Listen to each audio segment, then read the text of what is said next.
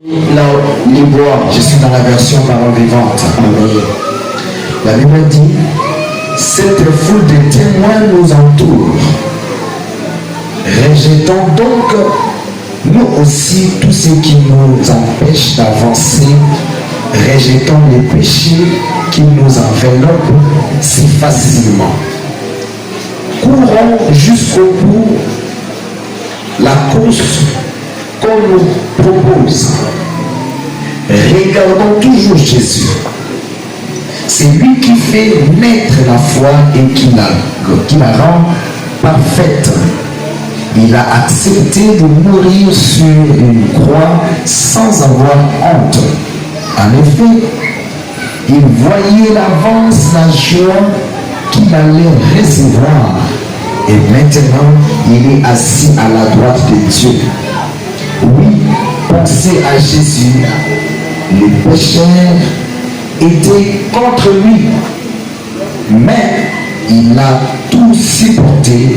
Alors, ne vous laissez pas vaincre par les découragements. Luc chapitre 22, le verset 19.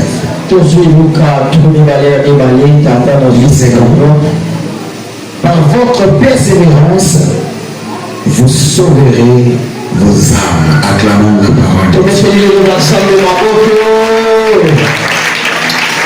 Tel que nous allons partager ce matin,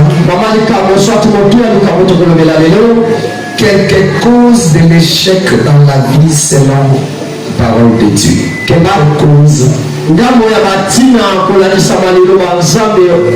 l'échec dans la vie selon la parole de Dieu. Parce qu'il y a plusieurs causes de l'échec dans la vie.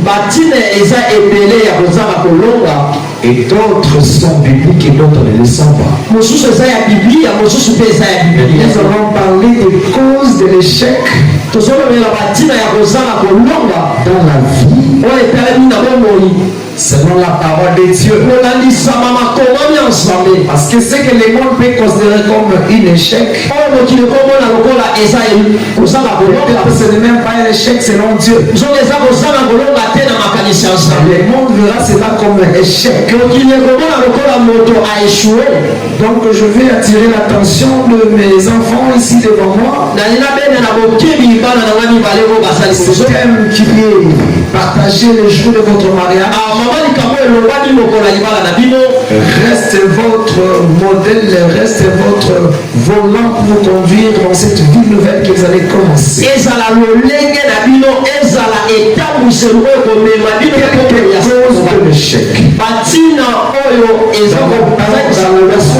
On dit, nous donc, puisque nous sommes environnés d'une si grande nuée de témoins, rejetons tout fardeau et le péché qui nous enveloppe facilement et courons avec persévérance dans la carrière qui nous est ouverte. Alléluia, amen. La parole vivante, on dit dans la course qui nous est proposée. La vie, c'est une course. Une carrière qui est devant nous. Chacun de nous qui est vivant ici est dans une course. Nous courons devant. Nous allons depuis le endroit arrivé. Le objectif atteindre. C'est une course. C'est une marche. Nous courons vers quelque chose.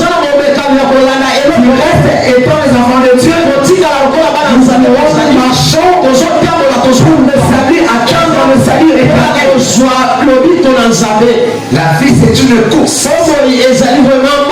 La vie de couple c'est une course. C'est un parcours. Alléluia.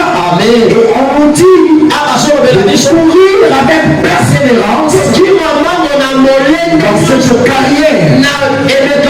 Dans cette carrière. Je mets la version par vivante. Nous parlons là de l'exemple de Jésus. On dit regardons Jésus.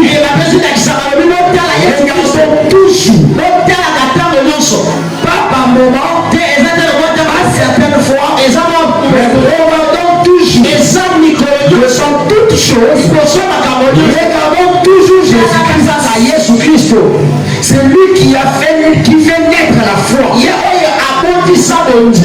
C'est lui qui fait naître la foi et qui la rend parfaite. Alléluia. Il a accepté de mourir à la croix. La croix, c'est un chemin de honte. Et dans les Écritures en parlent. C'est lui qui est pendu au bois. Je suis un lecteur de la parole de Dieu. Ça fait ton esprit qu'il était écrit pendu, c'est lui qui est pendu au bois. Humiliation. Mais il l'a accepté. Pourquoi? La Bible nous dit en effet, il voyait d'avance la joie qu'il allait recevoir. Voyez, il était sur un chemin de honte, écrit, attesté par la parole de Dieu. Combien d'entre nous pourront-ils accepter de marcher sur un chemin attesté par la Bible que c'est un chemin de honte? Il a accepté la voie, il marchait et courir cette voie. Pourquoi? Parce qu'il voyait la joie. Et il avait un but, un objectif. Il voyait en avant la joie qu'il a. Et on dirait maintenant, il est assis à la droite. On ajoute, pensez à Jésus. Le péché était contre lui. Il n'a pas commis les péchés. Le péché était contre lui. C'est la si tu es le Fils de Dieu, descends de la croix. Tu as fait des miracles. Alléluia. On a incité, on a craché. Déshabillé. Une mort humiliante. La Bible dit, mais il a tout supporté. Il a tout supporté parce que le verset dit, il voyait la joie qui lui était réservée. Donc la honte présente, les calomnies, les humiliations, les persécutions, les épreuves étaient rien comparablement à la joie. Alors on nous dit, ne nous laissons pas, persévérons dans cette course. Ne nous laissez pas faim par les découragements. On va essayer de parler de quelques échecs. Le premier, c'est la persévérance. Manque de la persévérance. Lorsqu'on manque de la persévérance, c'est une cause de l'échec. Les dictionnaires définissent entre autres la constante dans un sentiment, dans une manière d'être ou d'agir. La constante dans une résolution. La persévérance, c'est une constante. On reste constant dans sa manière d'être. Constant dans sa manière d'agir. Constant, c'est qu'on a résolu. Et non persévérant, il tient son objectif. C'est à il a résolu. Comme l'exemple de Jésus, il y a une joie qui m'attend. Malgré le chemin dur, je persévère. J'avance jusqu'au bout. Il reste constant fixé dans son objectif. Malgré les insultes, malgré les calomnies, malgré les humiliations, mais lui, il reste constant par rapport à son objectif, par rapport à ce qu'il a résolu. Beaucoup de personnes échouent à la manque de constance. Donc, aujourd'hui tu es là, tu as une résolution. Après 2 semaines, c'est une autre résolution. Aujourd'hui tu poursuis un but. Demain c'est un autre. Finalement, au bout d'une année, tu n'as atteint aucun objectif. Parce que tu n'as pas été persévérant. Frères et sœurs, dans ce monde où nous trouvons, rien n'est facile. Rien alors rien. Et l'autre essaie de chercher la facilité. Cela n'est pas de ce monde. Même la Bible dit pour le royaume des cieux. Ça appartient aux violents. Monsieur, ce n'est pas cadeau. C'est pas donné. Tu dois persévérer. Comme Luc 21 disait, par votre persévérance, vous sauverez votre âme. Celui qui ne persévère pas, son âme périra. Pour que ton âme soit sauvée. Tu as donc à persévérer. Il ne peut commettre le péché. Il ne peut boire l'alcool. Il ne peut tromper ma femme. Résolu, frères et sœurs, de ne plus fumer. Résolu, de ne plus faire telle chose. Et tu restes persévérant. Dans le monde, on va se moquer de toi.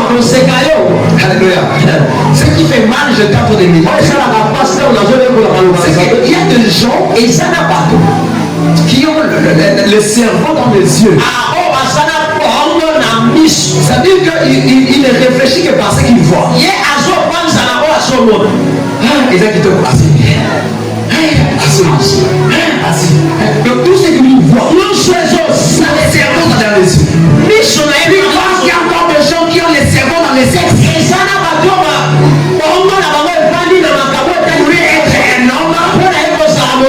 avoir plusieurs femmes. Donc quand quelqu'un en a un, alors comme maman dit, mon père.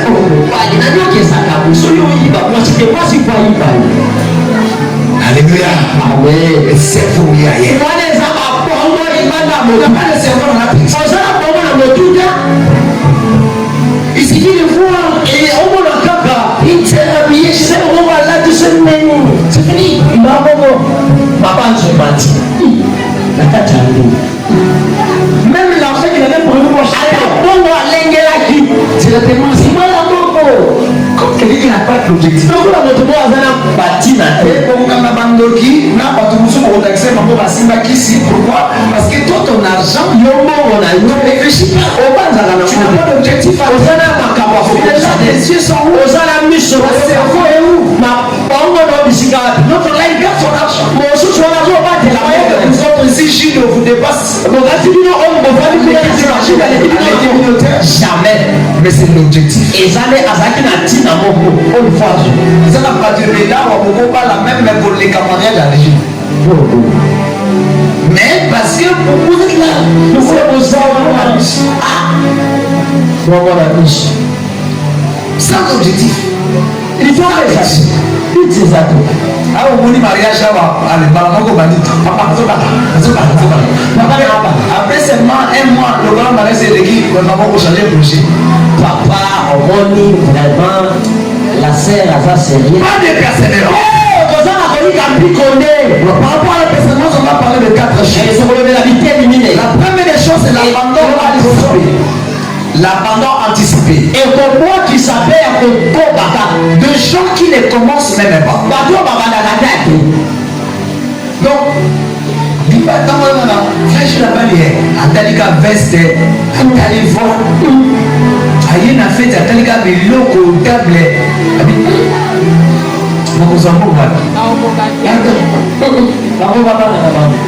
Donc, il n'a même pas commencé.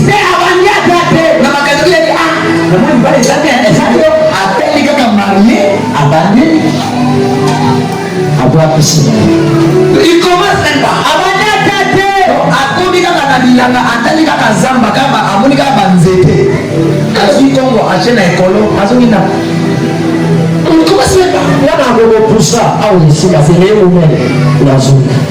Alléluia. Amen.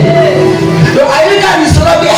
On dit la route on l'a pas tapé on va passer on l'a pas eh il a banda commerce il a même pas commencé il avait la pensée le fait il y a pour ça un objectif et on va motiver il n'a même pas commencé c'est pas parce qu'il a seulement entendu le chèque de l'autre où il a vu et on l'a moni d'accord matériaux ça là c'est combien 40 000 combien de prix 40 pardon alléluia. Dans la persévérance il y a des gens vraiment qui sont nuls, c'est qu'ils abandonnent même sans avoir commencé sans avoir commencé. Mais où est ta foi? Alléluia. Amen. Où est ta foi? Tu dis chrétien. Nous ne marchons pas par la vue. Nous marchons par la foi. Tu es enfant de Dieu, tu crois. Tu ne crois pas. Tu as un Dieu qui pourvoit. Le pain combien? 3 millions.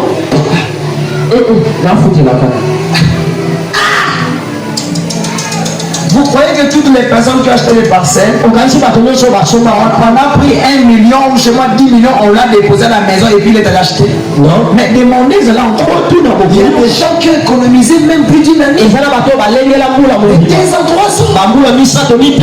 Alléluia. Amen. Qui ont commencé le projet il y a longtemps. Amen. Amen. Mon projet de construction, c'est pas un projet d'aujourd'hui. C'est un projet avant même d'être appelé par Dieu de venir à Nyoki. Il y a des années, le nombre de sacs de ciment, le nombre de barres de fer, et à chaque fois que le ciment augmentait, j'ai ajusté les budgets par rapport à l'augmentation de ciment. Mais toi, dis que tu. Gino, combien? Voilà, tu m'as dit 30 casés à Gino. 30, ça a combien? Pourquoi vous êtes ici? On se souvient. Eh bien, ah non, tu vas dans l'église, pasteur a fait ça au moment. Attends, on a peut-être soutenir pour quelque chose qui manque. On a enveloppe, frère et soeur, il n'y a pas de il n'y a pas. Des Manalbert, des Manalmonisia, à qui on a pris l'argent. Alléluia. Amen. Donc dans la persévérance, il y a celle-là et ça n'a pas ne mettent même pas le bas. Aussitôt il va, il y a pas mais moi je peux vous dire, le mariage c'est rien. C'est un exercice que j'aime bien. Quand on a travaillé pour avoir l'argent de la note, l'argent de votre mariage, si vous échouez dans votre vie, parce que ça été moko okoluka mongo pas comme dans le lingo on luka na vie. Donc il faut faut trouver l'argent. Amen. Amen. Donc il faut comment il faut être bien avec les gens. Comment il faut trouver l'argent? Comment il faut m'attaquer? Pour avoir l'argent. Et c'est la même politique.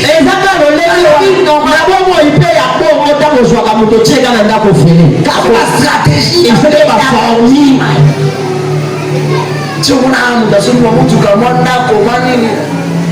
Alléluia. Mais quand tu me fais, tu regardes les gens qui abandonnent sans pour autant commencer. Maman, papa, tu vas échouer dans ta vie parce qu'il te manque la persévérance. Jésus savait. Il savait. Mais il est allé. Il y a même l'un de ses fils qui a dit également par la bouche de Jésus lui-même. Non, on a Jérusalem, c'est aux biso tozana wana totikali yo tokoma kolanda yo tokoma kobikila na yo siko baboma yo biso totelengana tonyokama tozonga mboka wana te. Alléluia. Amen. Donc même les gens qui entouraient Jésus, ils n'ont pas voulu oser. C'est bien ce que Pierre est devenu après la mort de Jésus. C'était pas ce qu'il était avant. Il a fallu que Jésus monte. Même pour le bien de Pierre lui-même. Mais Pierre a voulu garder son ancienneté. Je préfère rester comme ça que de oser. Et il y a des gens qui sont comme ça. Il y en a qui sont pas locataires.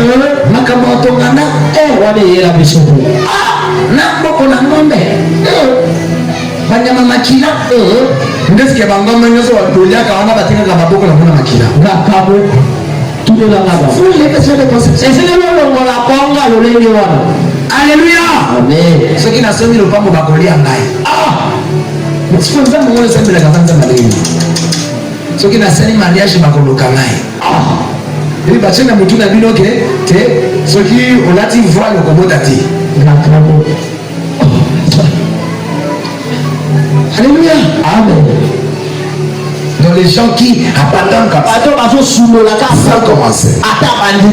Deuxièmement, il y a des gens qui commencent mais qui n'arrivent pas à persévérer.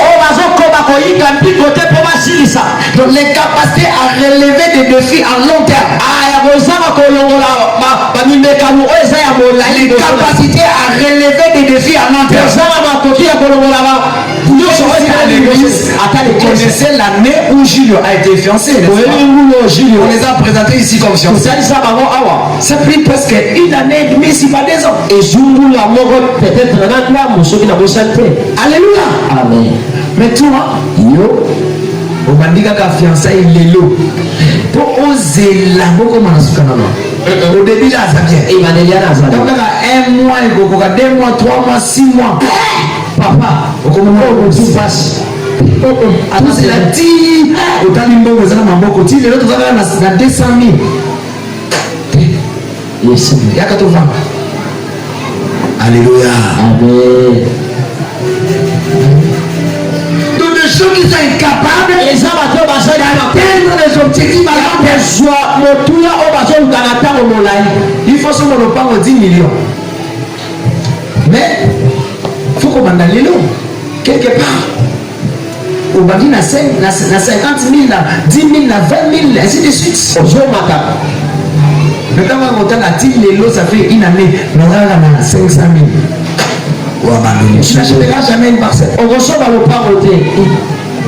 Donc pour réussir dans la vie, il faut être persévérant. Premièrement, ne sois pas des gens qui abandonnent. Parce que tu as vu, parce que tu as entendu, parce qu'on t'a dit. C'est là. Nenge Junior, félicitations mon fils, je l'encourage beaucoup. Nini obalobi na été. Yo j'aime boye chelenge pour atteindre yo tondi déjà petit yo ça va gérer c'est ça. Moi c'est pas ko ba maman ba papa boza na etonga wa. Bon longola na motu na biso que pour obala il faut okota na libala oboti simane oke boza libala enlève ça dans notre bon longola yango na mitu. Isaka boete bongo te. To comme ça lokola loi lokola principe lokola habitude lokola coutume. Ce qui a été persévérant, jamais. Qu'est-ce qu'il n'a pas entendu? De sa propre famille, sa belle famille, les voisins de sa et puis souvent, ils ont des bateaux tout frère, quand on négocie un conseil, il y a l'Iban, la terre, la moto à la tadiasité.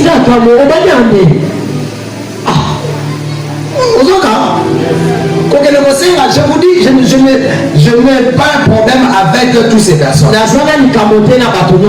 Si tu veux réussir dans la vie, c'est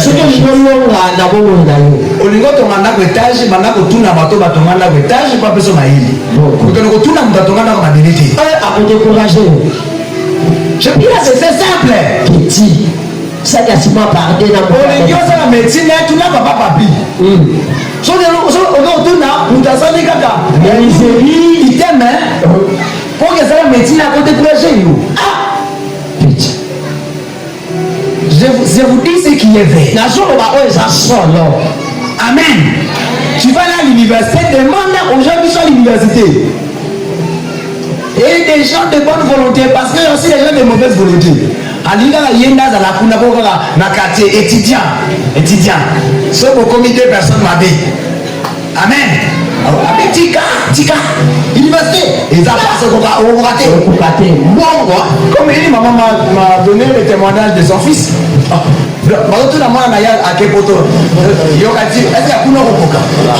Est-ce que la poto bato baza ezaka nyama to bato ne baza kuma songa na za mutu to na za nyama na kokate pona nini yo ni ngobala est-ce que okoka je la ça il s'intéresse donc il faut l'entendre seulement ezaka koyo mauvaise voix bakanga nzela mabe okozanga moyen kokota na nzela libala okozanga na nzela kosomba lopango okozanga moyen ya kotonga ndako okozanga moyen ko investir parce que ozoka bato makambo négatif non tu n'as pas ça là-bas tu n'as pas osé tu l'as découragé tu vas pas persévérer la deuxième nous avons dit persévérer en long terme il y a des choses il faut beaucoup de temps beaucoup d'économie l'université c'est pas facile alléluia j'étais à ISEM nous avons partagé la parole où la Bible même nous dit que ce n'est pas facile d'apprendre la Bible reconnaît que ce n'est pas facile d'apprendre mais il faut que tu persévères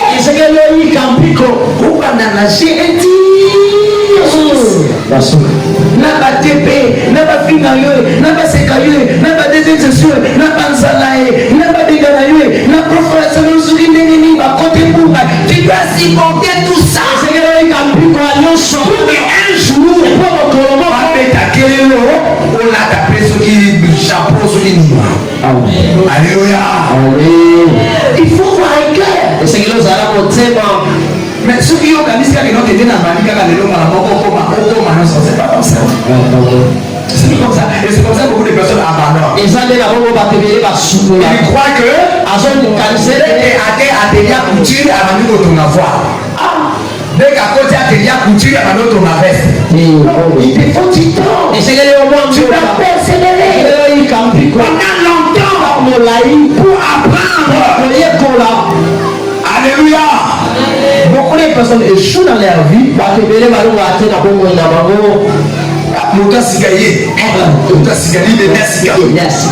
Mais à 5 mois à l'évina.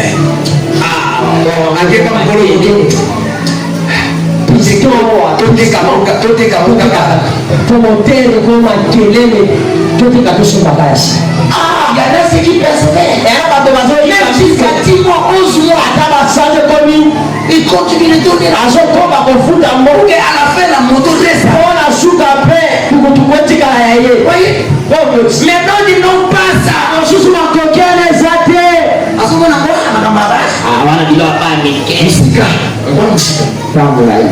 Et c'est comme ça beaucoup de personnes ici on avance. Vous savez, j'ai compris une chose, une mauvaise habitude que nous avons ici.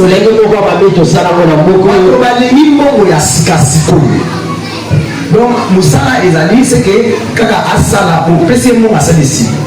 Mais que Moussala Moko pour passer dans une semaine, dans un mois,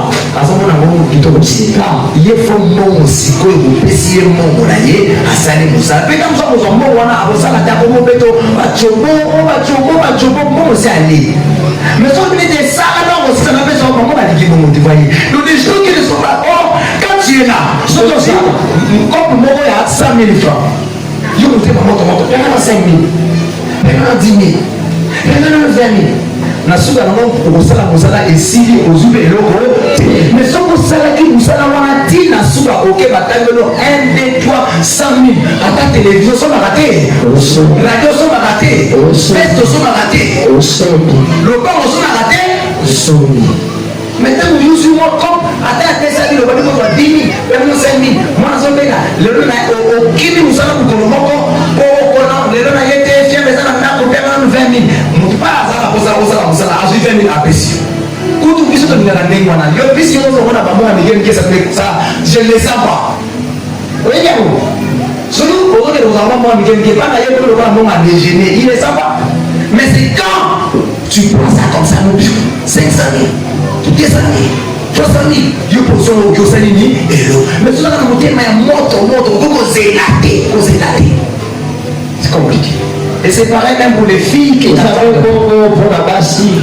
C'est au persévérer le la divine. Une année et demie de fiançailles. À comité de 2 ans. Alléluia. Papa na moni aza mobala bina mate na luka ya sika sikoyo. À long terme, il faut patienter. Alléluia.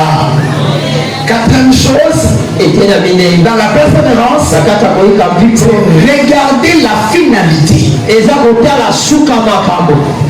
Quand on persévère, il faut regarder la finalité.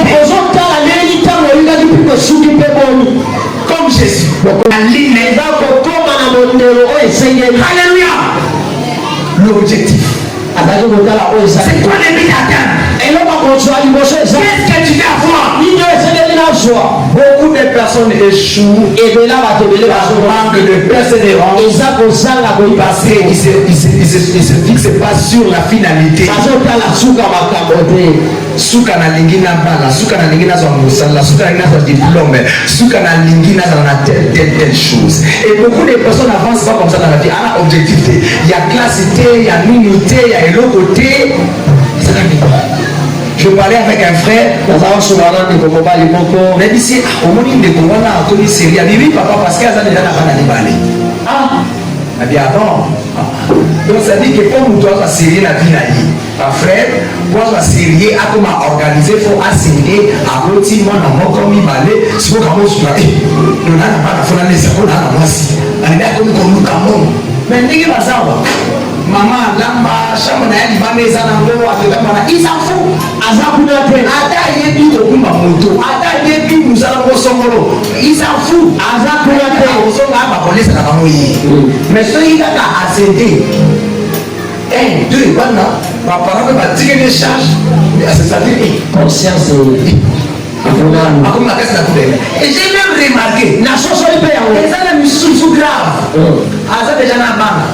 Mais le quoi baida kolia moboko na likwere azawana ko bana na sanze damanga kobeta dame kobeta ngenge kosala nyoso walingi mais soki kaka eloko moko babanga za kawali soki kaka mwasi azuize miba mama ndenge bakoma koluka mo okama ke za kape maso okama ke ayeba kape kusala pêche mais liboso omonede balinga bakele pêche akoseka mango bato babamila taku kana correction otengani ozali koyebaka kokorige batumboka mokino mais asalaka te mais mokolo kaka mwasi na ya kokoma kaka na zemi surtout alingi abota mamae akomi makasi omona kopakora te te atondisenya kokokola batoni ife soki kaka mwasi abimi maternité mwana wana alongwe libele mwana komi konguluma komi kolia moboko papa azongi parisi.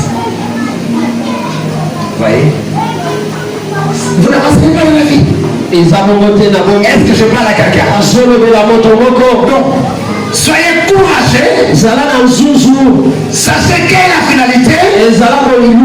Fixez-vous sur la fin. Pour Jésus, c'est la joie de nous. Pour cette joie-là, même la mort, même Kola même Ngaboko, je sais qu'on va atteindre tel objectif. Je me sacrifie. Travail. Jusqu'à ce que l'objectif soit atteint. Je vous dis toujours que quand on a église au thé, à l'étage, parce que dans la monde est délai. Jamais. Combien de personnes ont malheureusement dit on dit le 5 ans à Pamba. Nous sommes au Bandaka. Même à Kinshasa. Même à Kinshasa. Mais les millions ont dit la psychologue. Mon frère m'a dit le coup de ça par 50 francs. Il y a beaucoup de gens qui partenaires. nous avons un objectif à terre. Mais avec ces 4 francs, on va l'économiser. On a arrêté de manger des bonbons, des biscuits. Nos 50 francs, on les économise. Pour acheter les sacs de ciment, acheter des barres de fer, acheter. Et pendant ce moment, il y a ceux qui en ont plus que nous.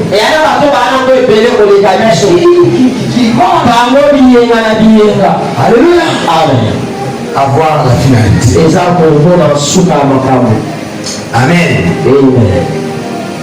Quatrièmement, le finissage. J'ai dit sans finissage, c'est un œuvre inachevée. Ce qui est inachevé, c'est une échec.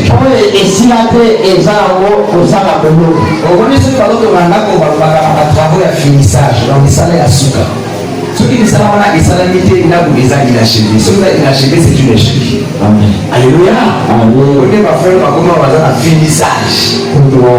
Amen. Au presque la dot. Donc, de qui va noter à ce qu'il va là? Au qui donne son 1 500 000 francs. Au qui 1 500 000 au précis. De la cité, combien 100 000? C'est moi-même qui avais amené l'argent dans la famille. Famille, mon père va passer un mot. Mon père va passer un mot. Il y a une famille à Haïti. Tout un mot. Ça fait combien de mois déjà? 5 mois, 6 mois passés. 6 mois passés depuis avant d'aller coutumièrement. Prenons l'idée. Coutumièrement. Mais il fallait la finalité, le finissage. Si vous parlez coutumièrement, après, bon. On dit comment il a eu inachevé. Vol au lada.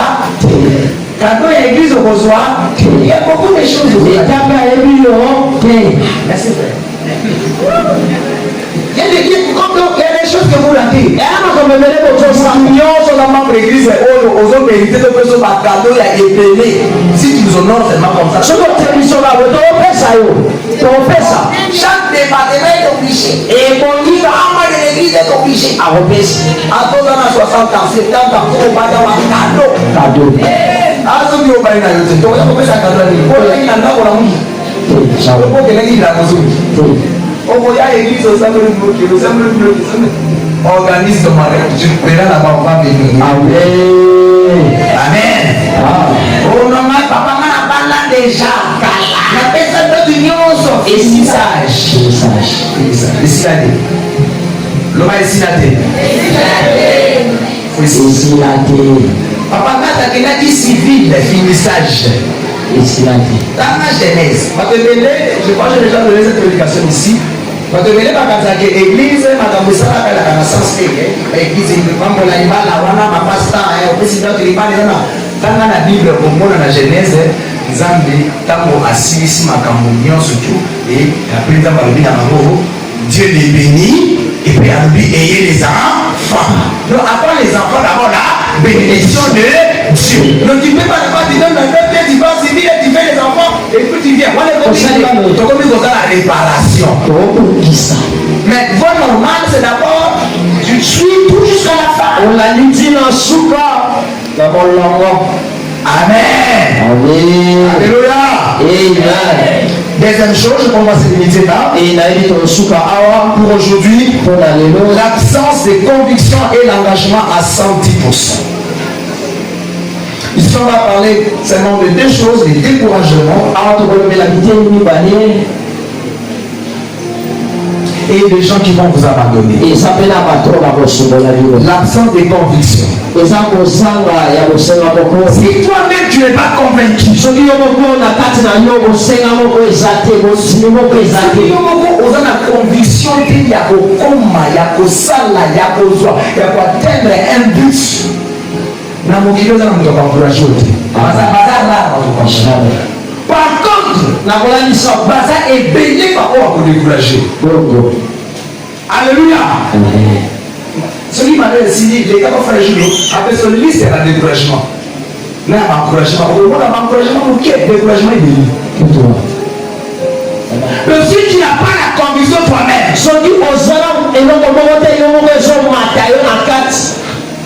Ah, il est Donc si il y a des découragements, il y a des gens et si la maille, il y a un autre la fondation. Vous me souvenez, avant il y a eu un ce que vous voulez, et vous doit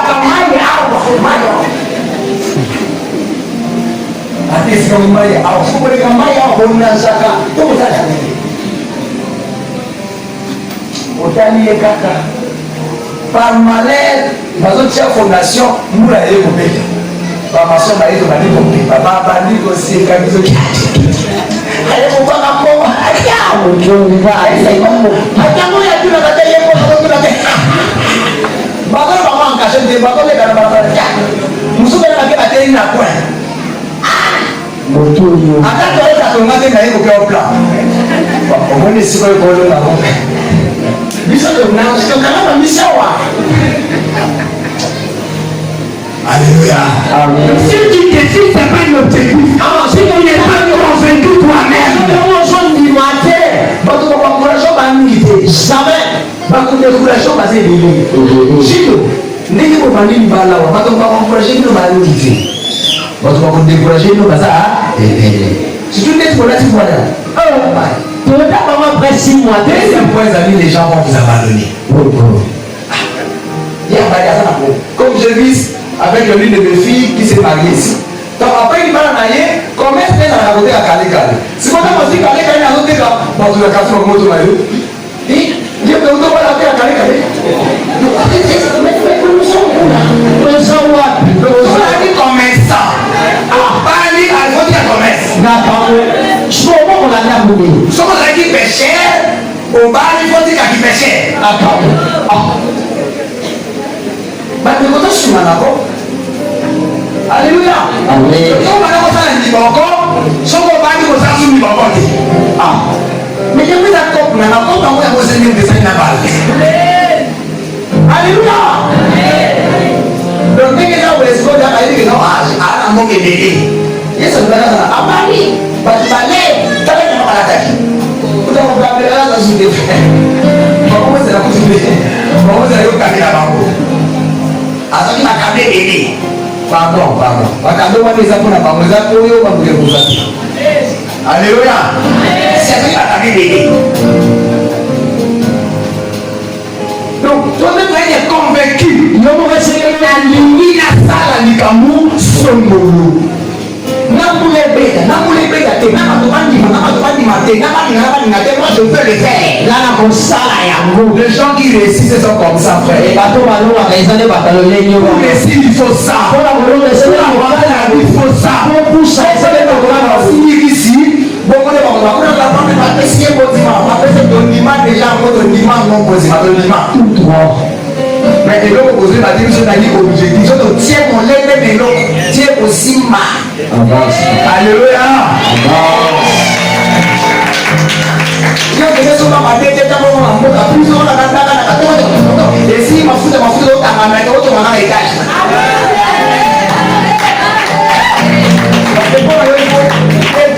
On s'en fout les deux. Donc le gouvernement n'a pas voulu continuer de dire on a pas mis la deuxième bataille pour la qui prête. Amen. Ah oui.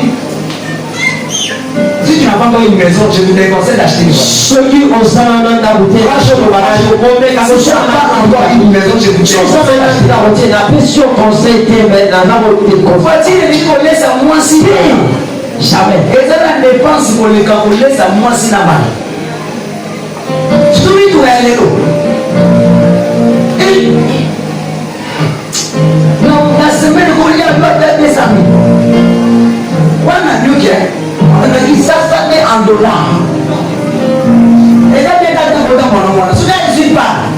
Tout n'a pris à piner à chambre ailleurs. Ne voulez pas mon bien. Donc pendant que nous avons un d'accord, on va dire quoi dans ce qui nous fait des bins, on va dire que ma papa n'a pas de problème avec famille. Mais si on va dans la terre, alors que ça, nous tout quand nous dit que ma papa n'a pas de location, on va pas continuer ça. On va dans la famille. Alléluia. Bien. Donc, et la conviction et l'engagement à 100 10%. Mais dans mon cas, nous manquons la vacasse. À 110%, ça veut dire que tu dépasses les 100% d'engagement.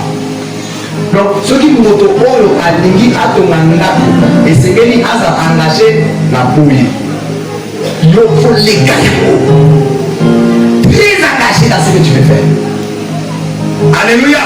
Amen. Très engagé. Les amis qui ont na pesi dote na zana mu étudiant donc bazo coller ngai moi c'est na ngana belle famille bazo na collation donc na pesi na mo ngali bana na étudiant mais mo ngali bana wana pona pesa ngo na sala 6 mois na soma mafuta kwa kulati pona na facture na maboko soka na 5 000 pour les accouchoirs soka na zima cop 10 000 pour les chaussettes soka na zima moins 20 000 pour les cravates.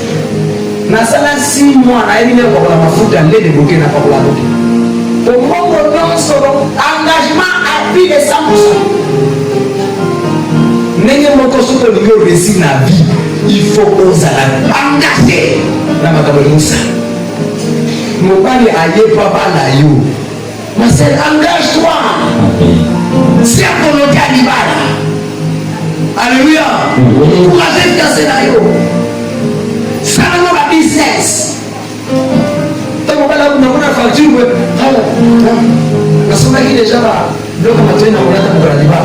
Au moins les amis, moi, pas bien. Mais yo, linga ma boko, lingi ma boko. Pendant que y a un gamin à l'autre côté, comment caber le mariage? D'autres n'ont pas pesté, yo, maintenant qu'on a caber le mariage. Papa, avance, papa. Toi-même, ma sœur, engage-toi. La question est posée à la volonté. Alléluia. Amen. Donc sois super engagé. Troisièmement, rejeter les erreurs du passé. Moi qui ça va m'aider les gars. Donc je dis que si vous n'avez pas de conviction, les gens vont vous abandonner. Je vous dis, ça c'est une expérience. Et je ne sais pas, on dirait que tu vas réussir. Au moins, on va faire des choses. Mais tu sais, à mon niveau, je suis mon moto. À dire que je suis un bon. Mais moi, je vais faire des choses. C'est moi qui ai acheté là-bas. Et ça va pour ce nom. Je vais avoir veste. Moi, maman m'a kabela kayo. Ah, moi, ça n'a pas. Moi, 10 000. Moi, nous avons pas 10 000. Moi, non, ça va être comment on dit. Comment là, t'as moi veste. Ah. Au sein de l'économie, pas. Au sein de la veste, eh. Et tu as mais quand on sait la Jesus. Ah, mais on doit faire tout ça là. Donc, on dirait que la vie, bah, tu vas apprendre à prendre des pantalons, tout ça. Dès que tu fais quelque chose, un pas pour la passer, on sait comment on pousse à la main du bosso. Dès que tu fais un pas, dans mon pas qui a le corps du bosso, Amen. Donc, vous avez déjà connu comme pico. Si on ne vous a pas encore abandonné, certainement déjà vous abandonner. Parce qu'ils estiment que vous avez reçu la vie, pendant ce moment-là, et vous trouvez la maladie. Les gens vont vous abandonner. Les gens vont vous priver des choses. Qu'est-ce que je n'ai pas vu ici? Il y a des mariés qui ont perdu leur travail.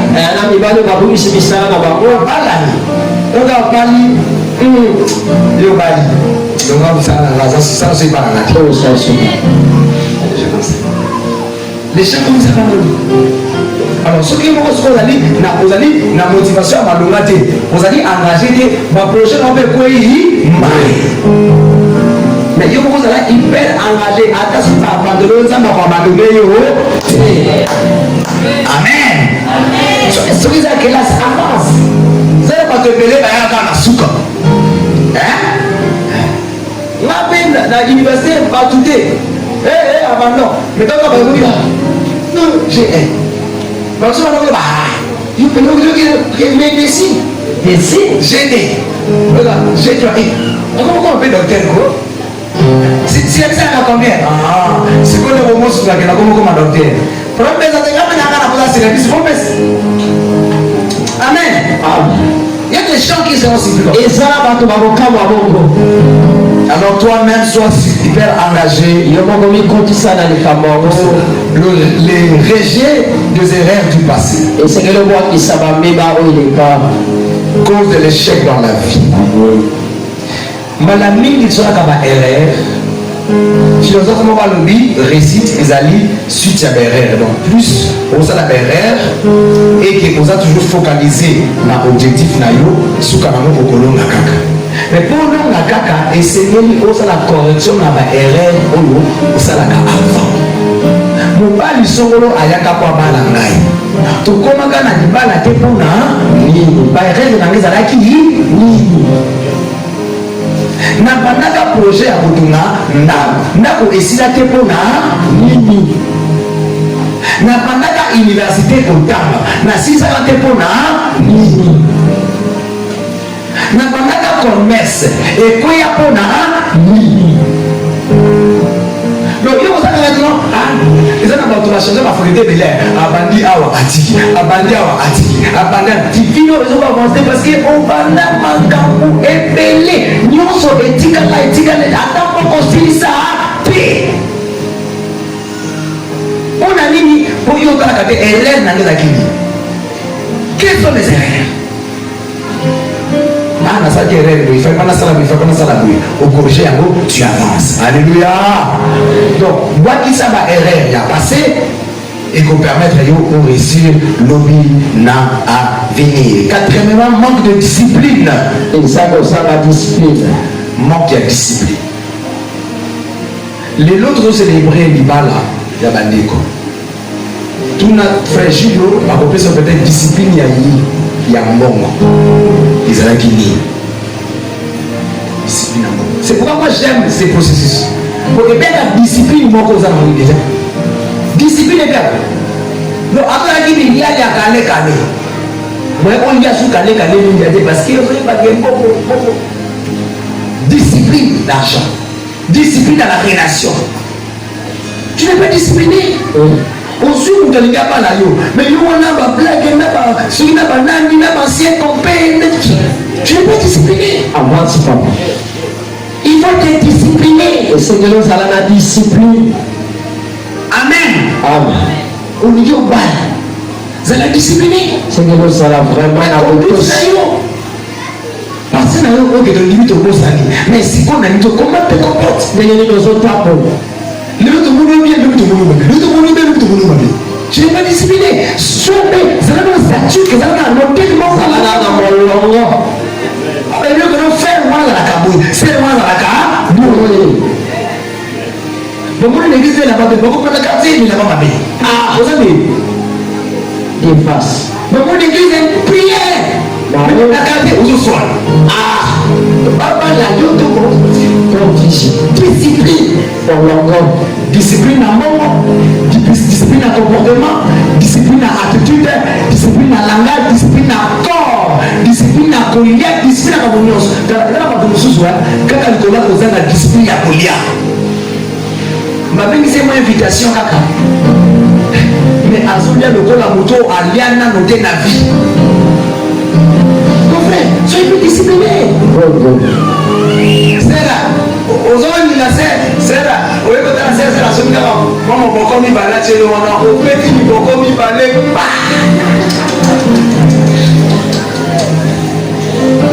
C'est la dague. Oh. Comment tu vas se faire? Qui comme on parce que pas tellement bacani. Ne comprendre que c'est tout soigné de notre mes frères. OK connaître des beaucoup de passer. Discipline, papa, discipline. Passer n'engemo. Discipline. Non, faire la lumière à je t'aime mais il y a pas, je t'aime. Même répondre de nos manières à demande. On répond de nous dire. Mais on va dire la demande. Comme si réponse est conditionnée la réponse à la demande. Ce qui a répondre à la demande, c'est répondre oui. Soyez discipliné. Ce qu'on a même pas la sérieux. Ce qu'on n'a pas la moitié, pas la moitié. Parce que là, on dit mon papa n'est pas le bazar. On dit que le soir, il n'y a pas la commote à la bien mobile. Moi, si on va. Diamant divine à mon papa qui te côté. Comment ça vous poussez moi je le fais ça. Bataille. Ils sont femme la taille na yo moi si ou ya moi si les.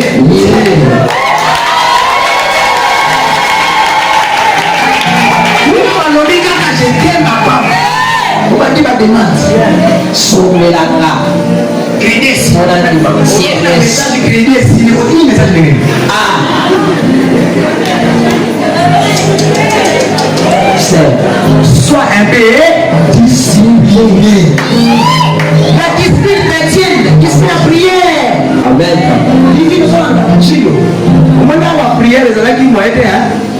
Prière. Le sac. Quand on voit les amis, il faut garder la même discipline. Il y a prière, il y a posé l'ensemble, il y a oulananza. Malamini de mon âme. Mon frère, mon linguistique, c'est mamai. Braille comme on pose à ce cas de popo.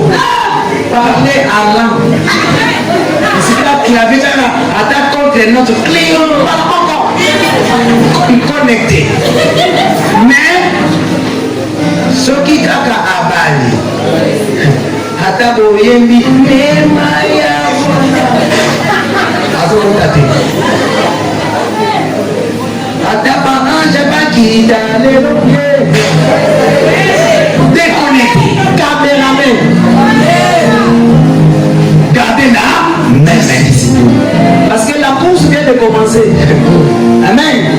La course vient de il faut persévérer. Enlever les erreurs du passé pour réussir. Fixez-vous les objectifs.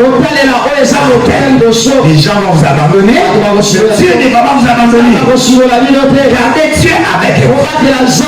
Et vous réussirez. Alléluia, acclamons la parole de Dieu. Qui nous le fait à la prière. Gloire à Dieu. Tu vas dire à le Seigneur, aide-moi à réussir dans mon parcours.